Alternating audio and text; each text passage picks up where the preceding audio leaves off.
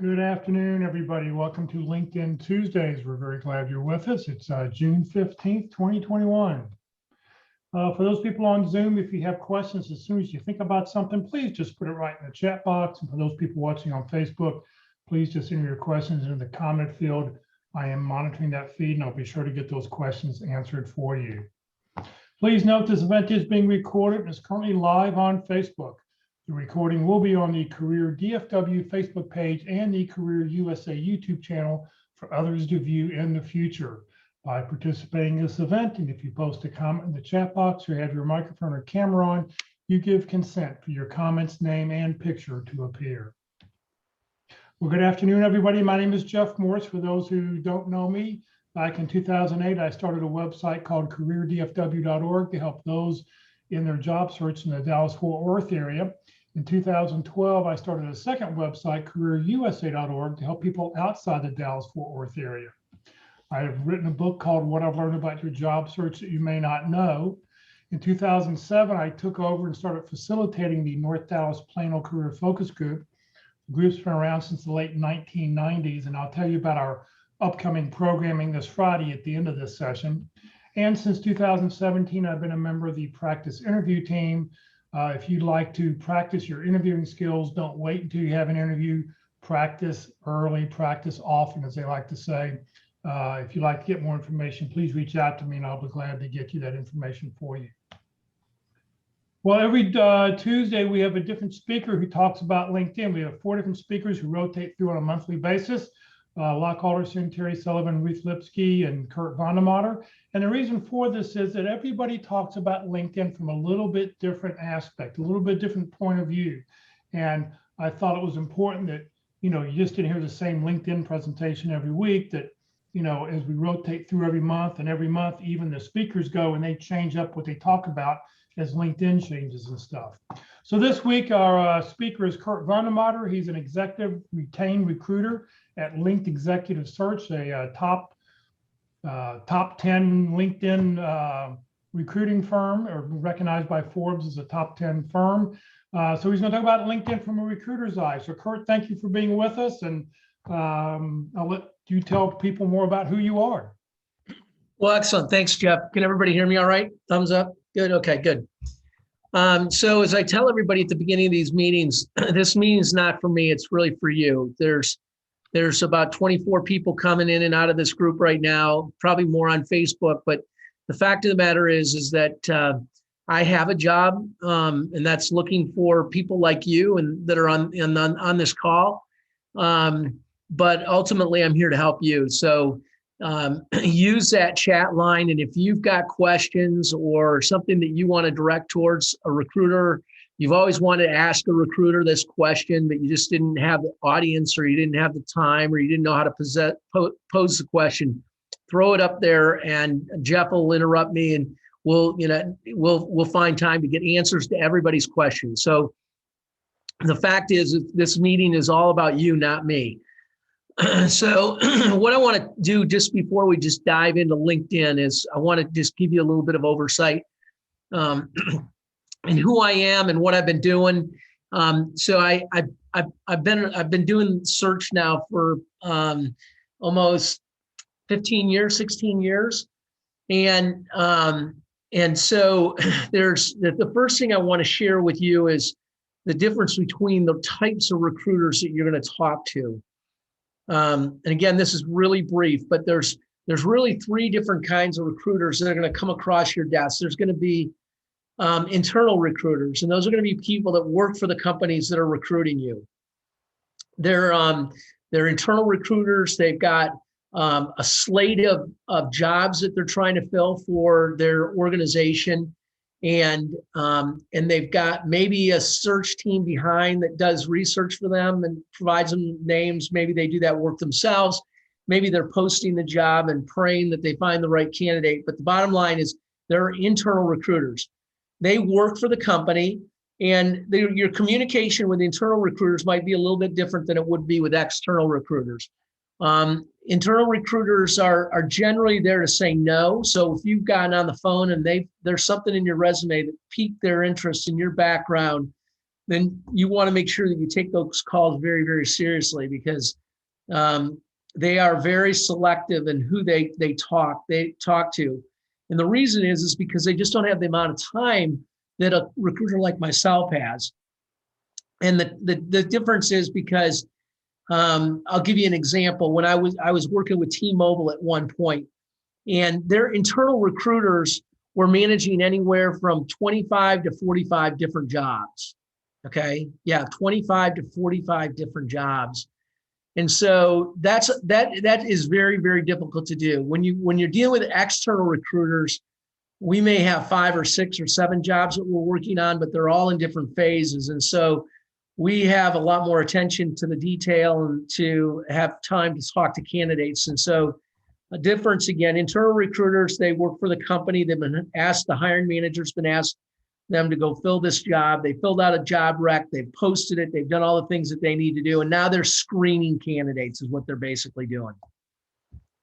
When you get outside of the internal recruiters, there's 2 types of recruiters. There's retained search executives and there's contingent.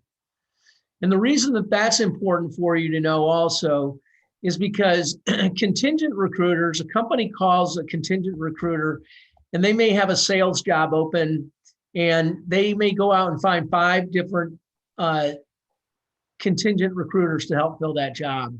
And the contingent recruiters don't get paid a penny unless they bring the candidate that gets hired. Okay. So that's a real important differentiation. So sometimes, and I don't want to say that all recruiters, contingent recruiters do this, but it used to be in the day that a lot of contingent recruiters would gather names, and they would, they would send out, resumes to companies that they wanted to work with. And your resume might be attached to that. And they'd say to the company that I represent these 10 candidates based on some of the positions that you've got posted. Some of these people may be a good fit for your organization.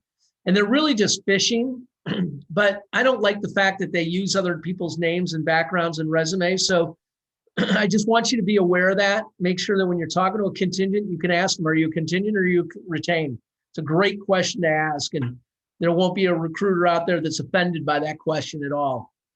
But when you do find the contingent guys, at some point you might just have to drop a line that says, hey, make sure that, before you market my background to any of your companies and any clients, anybody that, I want permission for you to do so. Okay. It's not a big deal, but maybe it might come across your radar. And the reason that is important is that some of you may be seeking opportunities in some of these bigger organizations. And what happens is if your resume gets sent in through a recruiter, so a contingent recruiter sends in 10 resumes, they get loaded in that applicant tracking system. And then let's say that you are a good fit for that role and you apply for it. It's going to kick you out of the system because it's going to tell the system the system's going to say that you've already applied for that job, or they've already got your application in the system. And we just want to avoid that on all occasions as we can. Retained search executives, that's what I do. We're exclusive. So when a company hires me to fill a job, they pay me a retainer up front to fill that job. Then they pay me a fee based on a contract that we've got. But I'm exclusive. By the time they give it to me, there's not another search firm that's working on that search. So as an example, there are some businesses that I work with, and they indicate they want to start the search.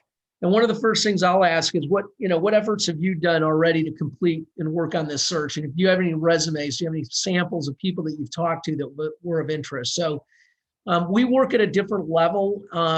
Doesn't mean that we don't work throughout the organization. So don't assume that because I'm a retained search executive that all I do is CEO and CFO, CMO, CIO searches. Many times in other organizations, I've been retained to fill a lot of other jobs. I'm working on a sales manager job down in Houston right now that is a really difficult job to fill. It's a family-owned business, and I'm looking for a good, solid sales manager. So that firm, that family retained me to go fill or help fill that job. So that's what recruiters and the difference in the landscape. If anybody's got any questions on that, Jeff, we can talk about it now. If not, let's jump into LinkedIn Recruiter. Yep, no questions so far. Okay. So I'm going to take a minute and jump in here to find my, Oh, Christy did say, just put a question in, do job seekers retain recruiters? I mean, companies retain you, but would a job seeker do that? you want to run as fast as you can and as far as you can to anybody that does that, anybody that comes to you and wants to retain, you want to retain, you don't want to retain a search firm. Okay. And the reason is because we get paid by companies, and that's what recruiters are really good at. Okay. And anybody that comes to you and says, you can pay me $15,000 and I'll help you find a job. That's just a misnomer. It can't happen. It just is, it's not, we don't think the same way, and we can't provide the same level of service. So there are companies that, they will reach out to people that are unemployed and offer for assistance. And some of them charge as much as $5,000 to $25,000. I've seen where they've even said that the company will reimburse you for the expenses. Just all kinds of wacky things. And I'm telling you that I don't know how many of you get those emails today that from somebody from Libya that's got the same name and they've died, and they want to give me $16 million and they want my bank account information and all that. It's like, yeah, right. Okay. Don't pay anybody to find a job. Come to these seminars that Jeff's got. There's more information here every week than you can imagine. And if you can't make it to this call or the other calls, then it's all recorded. So you can go into the library and see all kinds of content. But no, do not pay anybody to find a job. Sorry if I overdid that, but it's not a good idea. Okay, so let me talk to you a little bit about LinkedIn Recruiter and what it is and how the product works. So LinkedIn Recruiter is a product that was developed a number of years ago. There's none of you, if one of you asked, should I subscribe? Should I get LinkedIn Recruiter? Absolutely not. I spend $20,000 a year to have the product. And I have to have it for what I do, but there's nobody out there as an individual that could ever get the value out of it using LinkedIn Recruiter. But what the product is done and what it was developed for is, and interesting enough, it was a lot of the work and the design was done by a search firm that you've probably heard of called Korn Ferry. They're number one on Forbes every year. They're an international business with probably 10 or 12,000 employees. And they helped, and I'm going to take you back in time a little bit so you can think of it this way, is that forever, Korn Ferry had a database of thousands of millions of resumes, okay? And they had that database and it was proprietary to them. But just think about it. In today's environment, that database is not worth anything because it changes by the minute, okay? Brian, I see, is on the call today. And Brian might have put a resume into Korn Ferry 4 months ago. And then he developed a patent that will serve world hunger. And it's not on his old resume. And so they don't have a new resume. They've got an old resume. So where's everybody go? We go to LinkedIn. So Korn Ferry actually helped develop this product. But what it's done is that the technology sits above LinkedIn. So LinkedIn is the database. It's the foundation for the product. And then a new set of APIs were developed and they just hook into LinkedIn. So the key for you to know as a candidate is that when I'm in LinkedIn Recruiter, where I am today, and I do a search and I look for candidates and I start pulling up candidates and looking at their profiles, they cannot see me, okay? So when you look at your LinkedIn profile and you see that section that says recruiters and people that have looked at your profile and you want to check that on a regular basis because that could be often is a source of leads as far as maybe a company that you should be talking to or maybe just somebody that you want to refresh your contact with. But we as recruiters that are in LinkedIn Recruiter, we don't show up anywhere. And the reason is because you're going to see pretty quickly that when I'm doing a search for a company, I actually can look at a lot of profiles very, very quickly. And if every one of those candidates knew that I was looking at their profile and they reached out to me to say, hey, I saw you looked at my profile, guys, I'd never get anything done. Okay. So, so let's just go forward and look at this product and how a recruiter goes about finding you maybe in this candidacy pool. Now, one of the things I want to ask the audience a question, Jeff, and we can come back to this in 5 or 6 minutes because people have got feedback. I'd be really interested in hearing about it. I wrote an article recently on the war on talent, and it really captures the thought that we're really only at about 6.8%, 6.5% unemployed. Those are the only people that have reported unemployment. We know that national number is closer to 15 or 16, 18%. And then there's a whole bunch of people that are underemployed. But I am on calls all the time, and everybody is talking about, I can't get anybody to come to work. Now, I know a lot of it's because the stimulus package is putting more money in people's pockets than they were making before, and they don't want to go back to work. And I don't, those people may be working, flipping burgers at McDonald's or something, but I don't see, I was on a call today and I actually had to leave the meeting because I just couldn't believe it. But there is such a shortage in our workforce, just an awful shortage. And I don't see that. Maybe it's the difference between skilled and unskilled. But if anybody's got any feedback or suggestions that, they're getting 16 job offers a week and they're turning them all down, I'd love to know, because it's whatever industry you're in, I want to be in it. So that's a question to the audience, and any feedback you can give me, I'd love to know, because I really don't think, I think there's a shortage of skilled laborers like electricians and those people. And I know the restaurants are starving for people to come work in their restaurants, but in the audience that we've got here, I'd really be interested to know what you're thinking or hearing. So let's continue, and Jeff will come back in about 8 or 9 minutes when maybe there's a couple of people that have given us some feedback on that subject. So I'm going to go ahead and just start a search, and it's a search that I haven't been given yet, but it's likely going to happen in the next day or so. And so first thing I'm going to do is I'm going to put in a title here. But you can see that one of the first things I can see is, do I want to look at current or past, not current, or past? I generally leave up current and past because there's so many things that affect people's job titles. I'd rather make the decision on whether they are an HR leader today or they were one 6 months ago. So I'm going to be looking for an HR generalist. And so when I put up, I can see human resource generalist. I might go ahead and put in a human resource specialist. I might go in and put in a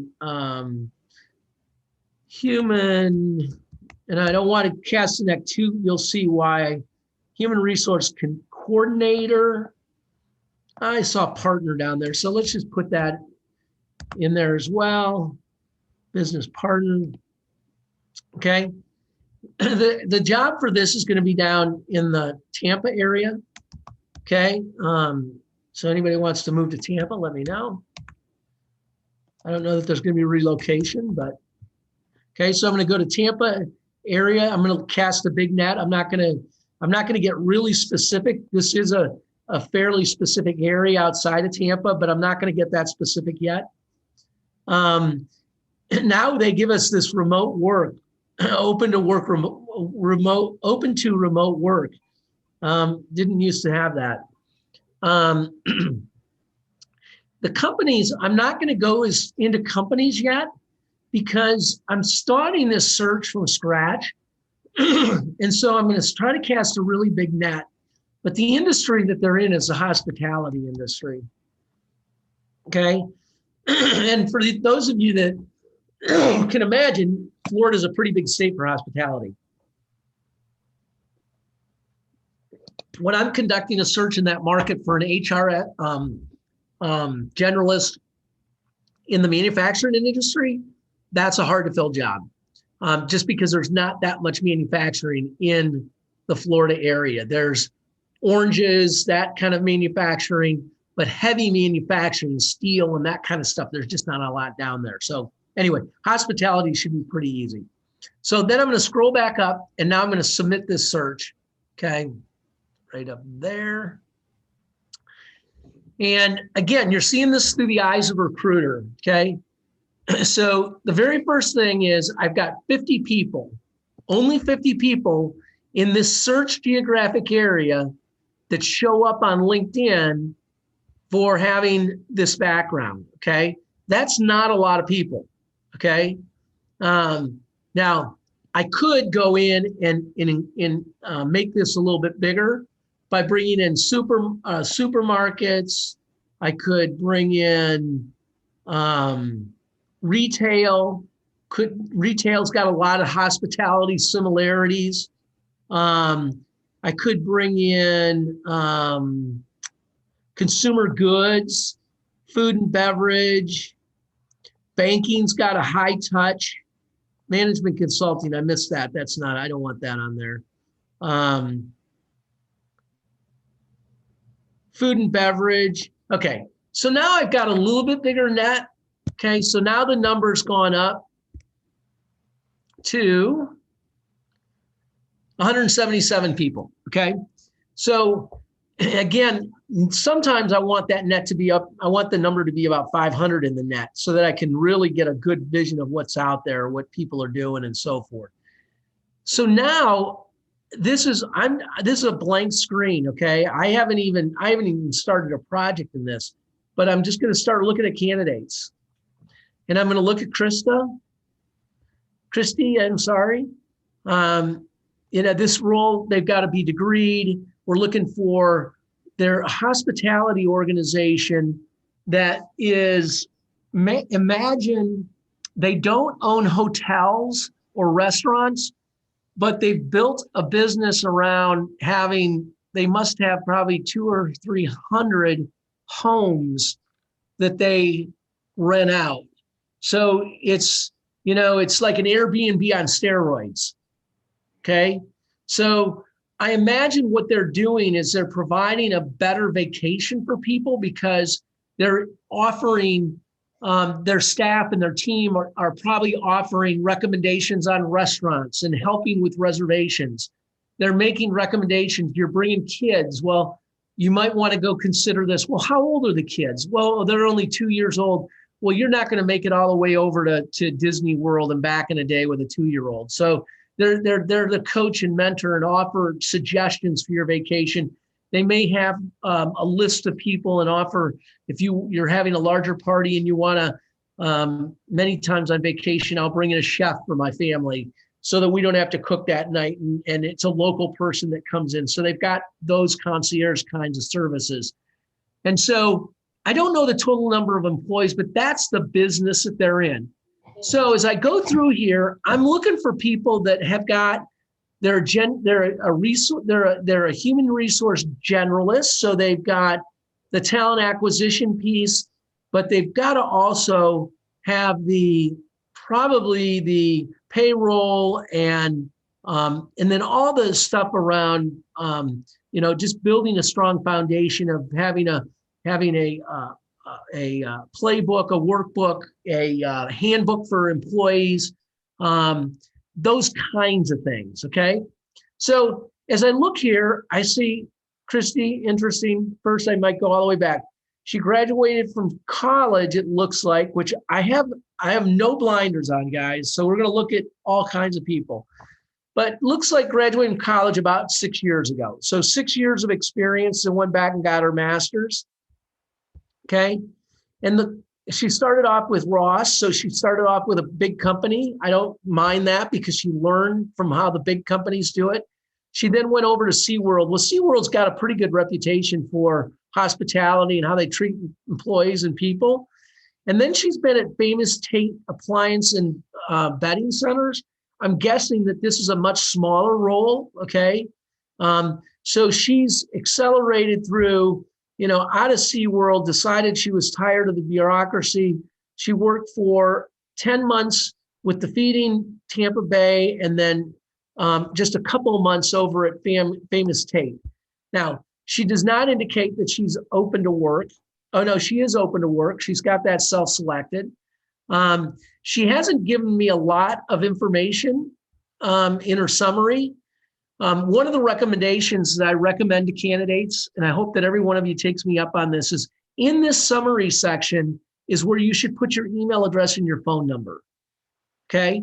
Because you're going to see here that, okay, I like her background. She was at Ross for 1 year, 10 months, but then she went to SeaWorld for quite an extensive period of time.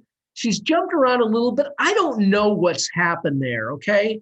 So as a recruiter, it would be wrong for me to eliminate her for this opportunity until I had a chance to get to know her better. But right now, I only have two choices. I can click on here and go and compose an email and send her a message, because I can't send her or call her. She's not given me her information.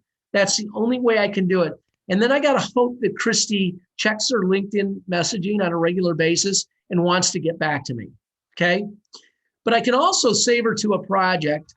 I don't have a project, so I'm going to create a new project, and I'm just going to call it Tampa. Enter. Hang on a second. I got to get you guys out of the way here.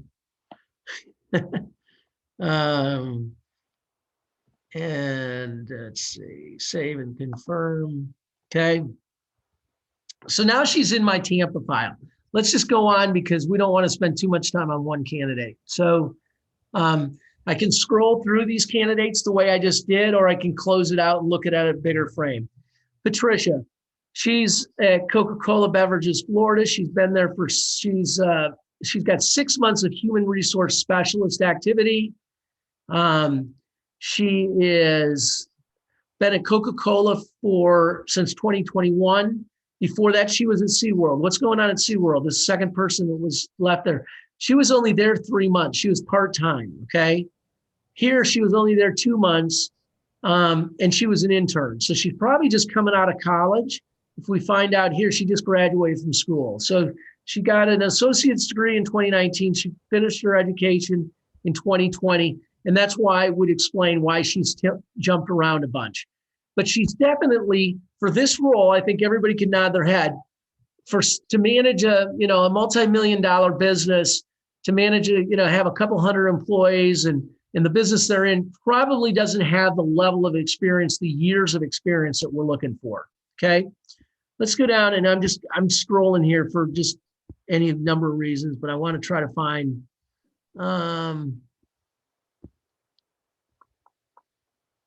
Let's see. Okay, so and I picked on her only because she graduated in 1990, so you can see how other people construct their profile. So again, here's Yadara. Again, not much of a summary. Okay, I can pick up on the fact that she's got her MBA. She's bilingual. It looks like. She's just been with Town Place, so she's in the hospitality business. She's only been there for a couple of months. Before that, she was at Comfort, and she was more of a coordinator, schedule coordinator, operations manager. Again, you can see that if I'm looking for an HR general, somebody to manage an HR function, to work for the COO of the company, to report to the CEO of the organization, she may be a fabulous woman, but doesn't have the skill set, the experience that I'd be looking for to fill that role. Let's stop there, Jeff. What kind of questions do people have? Well, you asked earlier about why, from a thing. Christy said shortage may be non-professional. Professional careers, there seems to be a void of jobs. And I think, let's see here. Dana says there's been a few careers in my field that have been posted, but I also think breaking into the system is difficult or getting noticed. They're looking for the perfect candidate. And that's what I was thinking. They're looking for that purple squirrel because, they're not going to find exactly what they want. And sometimes that makes it more difficult. The other members of my accountability group are all VP levels and are all struggling to get noticed. Got it. Let's see here. Greg said, yes, the SEO executive search in Dallas called me when they wanted to guarantee me a job. I asked what the fee was. They said it was quoted $4,000 to $6,000 a guarantee me a job. Watch out for them. And There you go. yeah, got to be careful. Yep. Let's see. That was really it so far. Okay, good. Okay, well, so now we're digging into how I use LinkedIn Recruiter, how I use LinkedIn as a product, how I look for candidates. And you can see, I mean, we can continue to go through this, but anybody that's talking about visibility, I mean, you're looking at, this is real live data. I mean, this is not just made up. You're looking at people that have come out of real businesses and so forth. Here, this guy's open to work. He's got the I call it the wreath around his profile. Okay. He's got open to work here. Here's his summary. He's just given me 3 sentences. He's a sales guy. He's not an HR guy. National account executive, regional sales guy, Anheuser-Busch district manager, key manager, price district manager, on-premise marketing coordinator. I don't even know how he got in here. Okay. Well, and here's a good, to stay on this example for a second. So Frank is looking for work, and if you look at his summary, he has no way to be contacted. And right. if you open up his contact information, which you can't even get to that. Right. It doesn't even show. So here's somebody who's looking for a job, but yet they're not sharing their information to make it easy to be found. That's right. I mean, Kurt would like to, the first thing he wants to do is if he likes you, he's going to call you on the phone. Yep, absolutely. And he's missed this huge opportunity here to under Cruid telling me what he did, or at Constellation Brands, give me some things that he did. We, as recruiters, now I haven't done this, but I could go into the same search that I created, and I could create a Boolean that says that I'm looking for these 4 things: HR and generalist, not recruiter, and I can build a string of Boolean. I'm not doing that because I only have 177 people, and I can look at 177 people in an hour, okay? So where I'm conducting a search where there might be thousands of candidates, I might have to eliminate some. But the point is, I might want to be in touch with all 177 of these people. And most of them are eliminating themselves right off the bat because I can't even get a hold of them. I have to send them an in-mail. And you saw what when I do an in-mail, yeah, it gives me a template and I can save that, and it makes it pretty easy for me to do it. And I do it all day because I can't just talk to the people that give me their names. But we've just looked at 5 or 6 people, and you can see where nobody's given me their contact information. Okay. But I'll also tell you all, okay, now here's one that this gal has given us, Cindy's given us a lot more detail, a lot more color about what she's done. She's used this summary section to give us a lot more on some of the key words that I might be looking for. A lot of it's regarding her education, and just scanning it really quickly. Bloomin' Brands, great company there. Spanish, that's not a bad thing. But again, nobody's given me their contact information. It blows me away of the number of people that are afraid to do that or don't do that. And it's a huge differentiator. If I've Kurt, Jeff says, I noticed that you looked at college graduation dates to determine how long they've been working. For us older folks who don't put in their college graduation date in LinkedIn, does this raise a red flag? No, I was using that as an example. You're right. I did. Where was that gal at? She was right up here somewhere. Here she was. Well, she didn't have much experience. That's why. Yeah, right. Right. Yeah. And so I was definitely, but I can go in. So if I want to, she graduated in 1990, but I have a tool in here that I can use. If I'm concerned about people being too old or too young, or I want to leave out somebody that's 60 years old, I can go in here and select year you graduate from college. Okay, so I can go years of experience. I can go years in current position. So right here, gives me the ability to slide the scale and say, I want somebody that's only got, 6 years of experience. Bring this down if I want. I take this all the way down here. So I can add all of those things, anything I want to almost in LinkedIn. I mean, the tool just continues to expand. But I just changed the graduation and I dropped 40 people.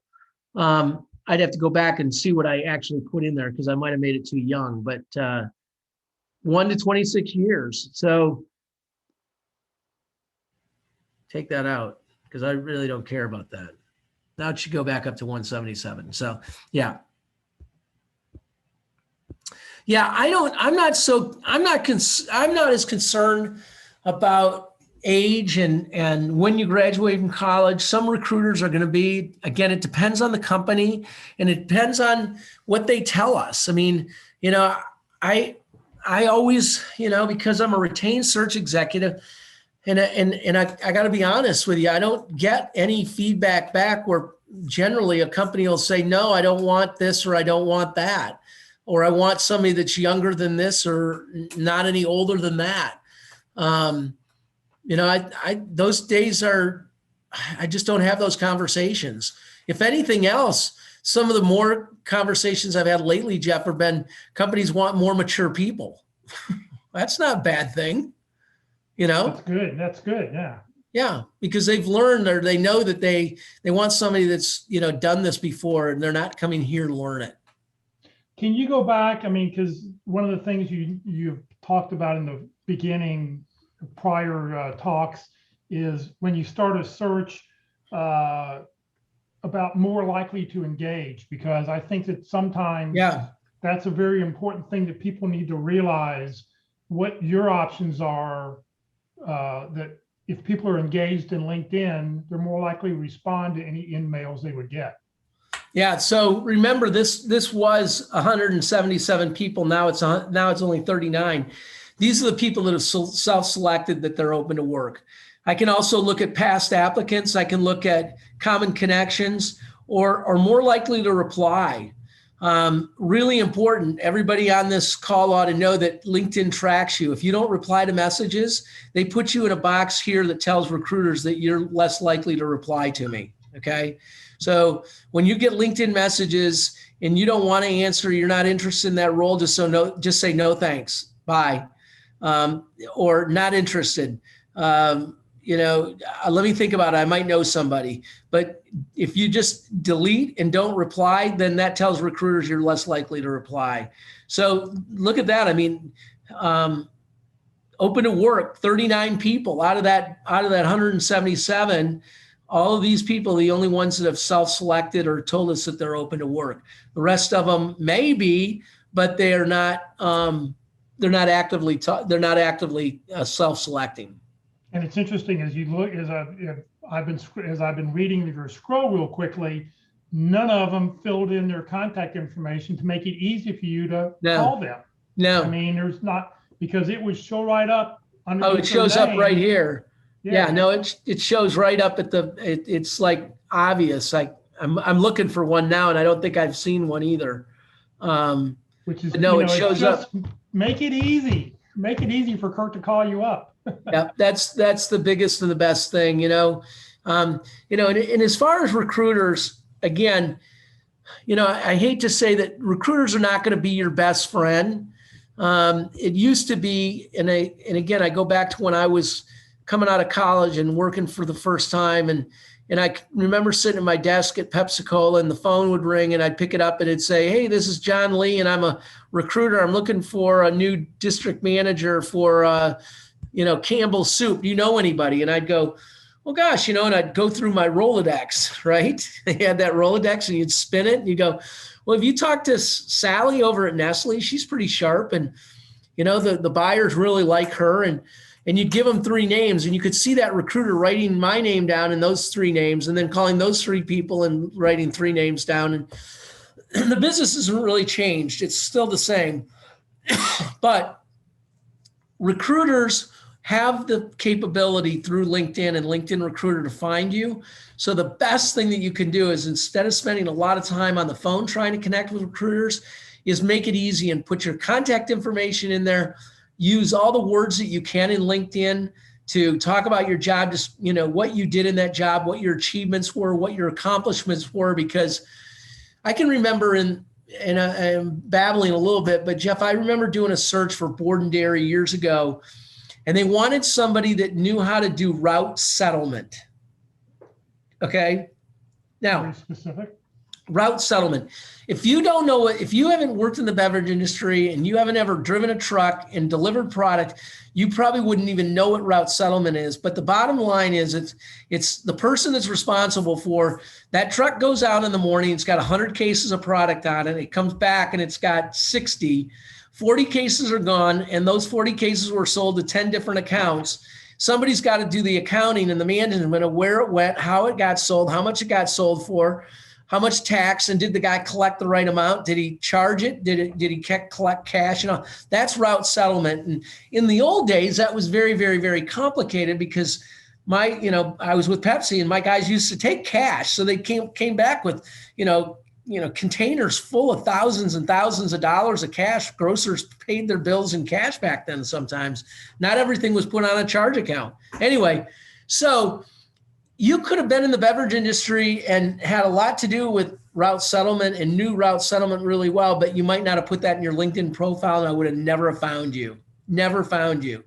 I could go through thousands of people that worked in the beverage industry, and it would take me literally weeks, maybe months to go through. And just because you work for Coca-Cola, do you know anything about route settlement? So use the key words that you've got and the things that you've done in your background. Go through old job descriptions. Pull up current job descriptions of jobs that you're trying to get today that you're applying for.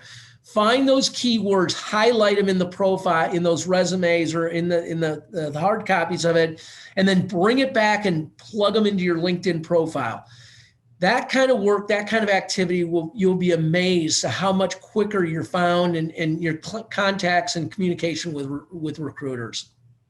Christy asked, what are your recommendations for getting included into searches for my job if the prior work titles don't always align with the duties, functions, and projects?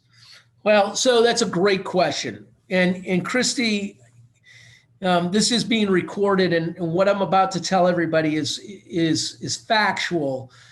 But here's the issue: is that there's only one time that you have to tell the truth, okay? And that's when you're filling out a job,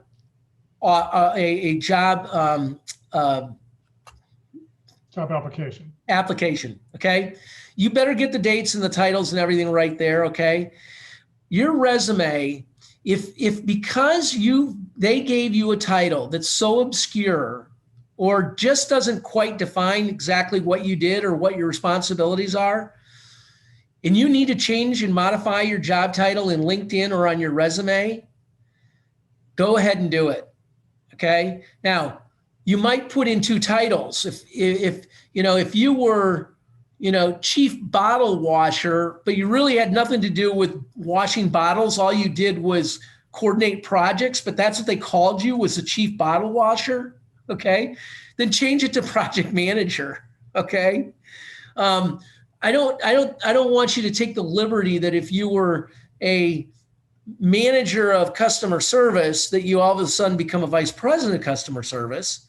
But if you worked for a very small company and there were only 10 customer service reps and you ran customer service and you did 5 other things and you trained and all that and so forth, and your title was, customer service lead, maybe this is a time that you can give yourself the director title or the senior manager title or something like that. But absolutely, you can modify and change, but you better stay pretty close to the center and don't deviate too far. Yeah, my first job out of college, I was an electronic audiovisual tech 1. Well, I really was a video editor, videographer, but that's where they just plugged in that position in the company's pay scale. That's the job title they happened to pick. So, yep. Yeah. Yep. So again, I think everybody on this call is smart and understands, and I'm not giving you the liberty to lie, but I'm also cognizant that, you all work in a really competitive industry right now. There's a war on talent. And so you need to be flexible, adjustable, and creative. Somebody on this group it came up in one of the questions, Jeff, and I want to just reinforce how excited I am to hear accountability groups. I can't speak highly enough for groups or for people to put together small accountability groups where 3 or 4 of you. I generally suggest that men stay with men, women with women, but the whole objective is to meet on a weekly basis. And don't be offended or shy away with if 3 of you or, it's accountability group and every one of you is in, sales, because the whole objective with accountability groups is if there's a job open in Dallas, we want one of the 2 of us to get that job. But the fact is if Brian gets it and Diane doesn't get it, Brian's going to have a ton of leads for Diane of companies that he was talking to that he passed on or he was in the middle of it. They're still a great company. And he's going to stay in good standing with that organization. And he's going to go back to them and say, hey, you know what? I've got somebody that I really think you ought to meet and talk to. Her name is Diane. We've worked together closely for the last 6 months. And, I think she could equally do the job equally as well as I could. So don't shy away with being with people that do like things to you.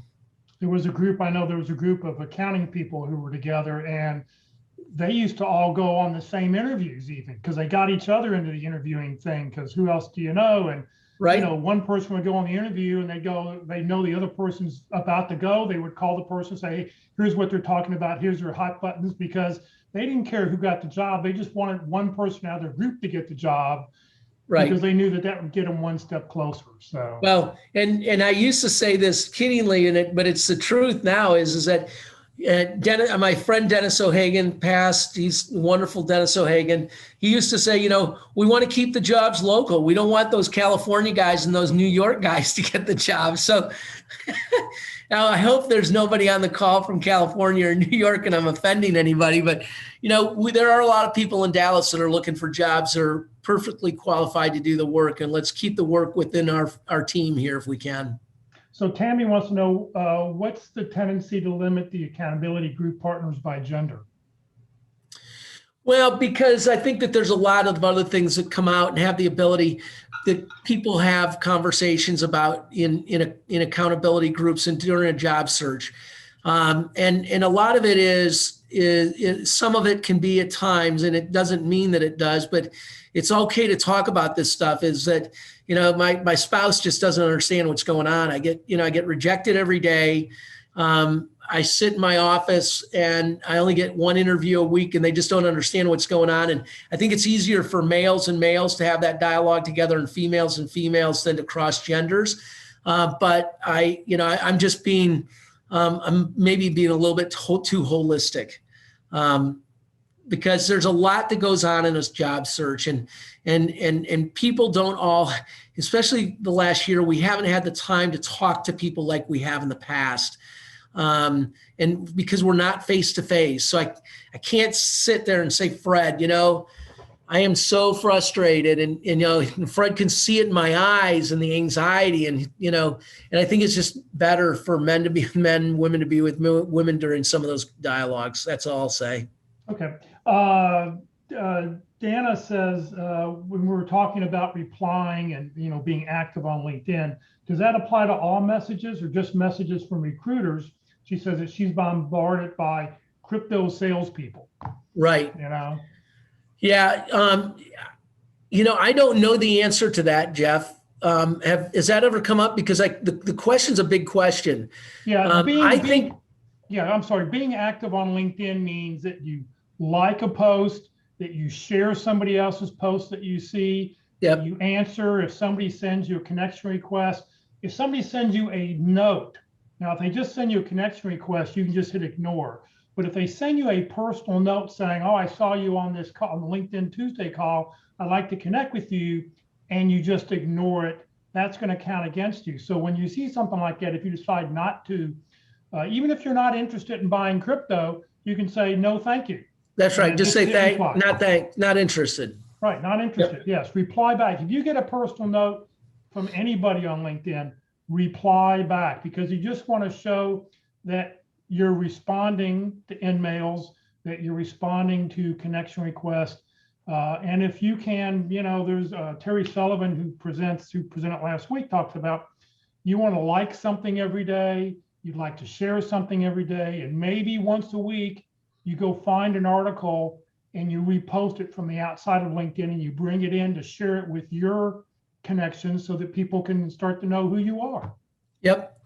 No, those are very valuable tools, and it's easy for you all, because you're spending a little bit of time on the internet these days, is to find, to Jeff's point, just one article that you can share that has some kind of meaning and so forth. But using those social media triggers, the likes and the passing or the sharing, is a very, very valuable way of increasing and making your network more powerful and bigger and stronger. Right. Other questions people have about recruiters or LinkedIn? The thing that I would also encourage you to do is, again, I think I do probably a really good job of this, and I'm not patting myself on the back, but I do it selfishly because it's not only for the candidate, but it's for the client as well. And when you are working with a recruiter, one thing I encourage you to do is to be honest and transparent, obviously. But one thing so many candidates do is they get a recruiter on the phone and they feel like this is my new best friend, and they just went all over. So, limit the amount of information and what you want to share and need to share with a recruiter. Concentrate and listen carefully of what they're looking for to make sure that you check those boxes. And I do always want you to be honest and transparent, and you need to share what's going on in your life and other searches that you're working on and all of that with a recruiter. Because what you want that relationship to be is really open and transparent, where you can ask any question that you need, and the recruiter is calling you in advance and helping you prep for those meetings and those interviews, and providing you with not just feedback from the last interview you had, but hey, let's take 25 minutes and get ready for that interview you're going to have on Tuesday or Wednesday. And let's talk about that company and what they're really looking for. And let me give you some suggestions on how to communicate with them and so forth. If you're not receiving that from recruiters that you've worked with in the past, I highly recommend that you start mandating that going forward, okay? That is the job of the recruiter, is to help and prepare, coach and train, mentor you through that tough process. And it's a differentiator, I know, because I was talking to a candidate the other day, and I won't take you through the whole story because it's an awful story. But the bottom line is, I told the candidate at the end, I said, I want you to know how much I appreciate your patience. And he said, Kurt, I've been working with probably 20 different recruiters in the last 6 months. And I said, I've never met anybody that is as thorough and communicates so much with a candidate as much as you have. I never am in doubt of where I stand with this company and the organization or what's going on. So I don't always do the best job of that. I know that as candidates start to slide out of the process, and the family or the organization isn't going to take their candidacy any further, it's difficult because recruiters are moving forward. They're trying to find new candidates. They're trying to keep their pipeline full. But I do want you to know that recruiters are there to help coach, mentor, train you, and getting you ready for interviews, making sure that you know what the hot buttons are, making sure you know as much about the company and the client as they possibly can. And if they don't give it to you, you need to request it and demand it. So I have a question for you. When a company goes and says, okay, I don't really like candidate A, and they let you know that, how quickly do you let the candidate know that, okay, this isn't going to work out? Or is this something you'd hold on to for a week or two just to see if you can position? Yeah, so great question. I'm working on a CEO search out in California right now. And one of the owners saw a candidate last week, had an interview, and said no. I haven't released the candidate yet, though, because there's two other people that I really think that the candidate ought to talk to. And although he's one of the owners of the company and he's one of the past CEOs, he is the past CEO. And it's not that I don't take his word seriously. But because there's other players, I'm just holding my cards, and I've just indicated to the candidate that there's still some decisions that need to be made, and I'll have more information for you as soon as possible. In other situations where I just know it's not going to be a good fit, then I'll release the candidate immediately. But in sometimes I have to hold candidates for a month or a month and a half, depending on the search, because the company hasn't formally said that they don't want to hire that person, but we are actively looking for candidates to fill that job, and we just haven't found the right person yet. And until we do so, I'd rather keep a candidate warm than to release them if in fact they actually have a chance. Right. All right, we're just sort of running out of time here. Top two things that you want job seekers to know. Yeah, really simple. First and foremost, put that contact information in there and start thinking like a recruiter. You could see what I was doing. I conducted a real search here, guys. I don't know that I'm going to get the search, but if I do, I'll know tomorrow. But you saw me go to work, and I do that, and I do it really quickly. And I could go through those 177 in probably 45 minutes. And select the ones that I want to have a conversation with. But make yourself accessible, use the tools, and just stay positive, people. I'm telling you that there's a lot of light at the end of the tunnel, and a lot of optimism. So where you feel like you're beat up and kicked around, take a deep breath and stay in touch. Well, Kurt, thank you very, very much. So Kurt will be back with us again next month. Thank you very much for your information. It's always a great presentation. It's always great to see from a retained recruiter what you're trying to find. So thank you very, very much. Let's see here. Next Tuesday, our presenter will be Ruth Lipsky. She'll talk about LinkedIn search engine optimization. So, Kurt says you need to optimize it so that you can be found. Ruth's going to talk about how to do that, what you need to do, things you need to put in play, and different areas to point out. So join us again next Tuesday at 1. All right, I need everybody to please raise your right hand and repeat after me. I, Jeff Morris, promise to always send a personal note whenever I send a LinkedIn request to connect with anyone. This includes when I use my cell phone or my computer. Very, very, very, very important, because I get every day, somebody sends me, I get, LinkedIn requests every day, and less than half the people send a personal note that they saw me today on LinkedIn Tuesday. They just send that generic connection request. So just a little hint, if you see the connect button and it's blue, you'll have an option to always send a request. If you have a white connection button, there's a good chance that you will not be able to, and you hit that, it automatically will send out that generic request, and then it's like, oops, what do I do now? So always send that personal note. All right, Career DFW and Career USA, we're putting on training 5 days a week. Tomorrow for Interviewing Wednesdays, every Wednesday we talk about interviewing. We'll be on session number 7 of 13, how to discuss compensation and the circumstance around leaving your previous position. Why did you leave your last job? 2 questions that I'm sure Kurt asks every candidate that he talks to. It's one of those things that every interview is going to talk about, compensation and why you leave your last job or previous positions. This Thursday, for Effective Resume Thursday, we'll talk about resume tips and tricks, especially optimizing your resume for an ATS system. This Friday at the North Dallas Plano Career Focus Group, we're going to talk about the one-page bio. To me, the one-page bio is an extremely effective tool, much more effective than a resume. You only want to send a resume out when you've got a job description and you know what they're looking for, because you're going to tell them exactly what they want to hear. Until that point, if you're networking or just trying to meet somebody, send that one-page bio. Here's a great book. It's called Be Sharp. This is written by our speaker. They're co-written by our speaker called B Sharp. And in it, in the second edition especially, there's about 30 different bio samples in the back of the book.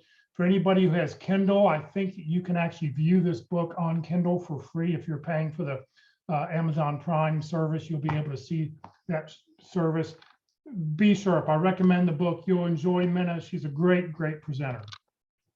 If you're a woman and you have wisdom, need wisdom, we've got a women's group that meets the first and third Fridays, so they will be meeting this Friday. Women of Wisdom, if you'd like an invitation, it is by invitation only. You need to send an email to wow@careerdfw.org to get the log information for Friday afternoon. Next Monday, our speaker is Don Nabon. He's going to talk about networking 101, just basic networking. And if you're you want to expand your connections, you want to find more people you can communicate with, join the Career DFW or Career USA LinkedIn groups. The Career DFW LinkedIn group is over 13,000 members. You do not need to live in the Dallas-Fort Worth area to join our group. You can join either group. It's just two groups that we started when we started the websites years ago. This session has been recorded. It will be on the Career DFW Facebook page and the Career USA YouTube channel. It'll be on the YouTube channel in a couple hours. It takes a couple hours for YouTube to upload it. Please like us on Facebook. Please subscribe to our YouTube channel. You can go back and watch any of the episodes that we have recorded on there at your convenience. And if you subscribe, you'll get an email every time. You'll get an email that will allow you to let you know when we're doing that.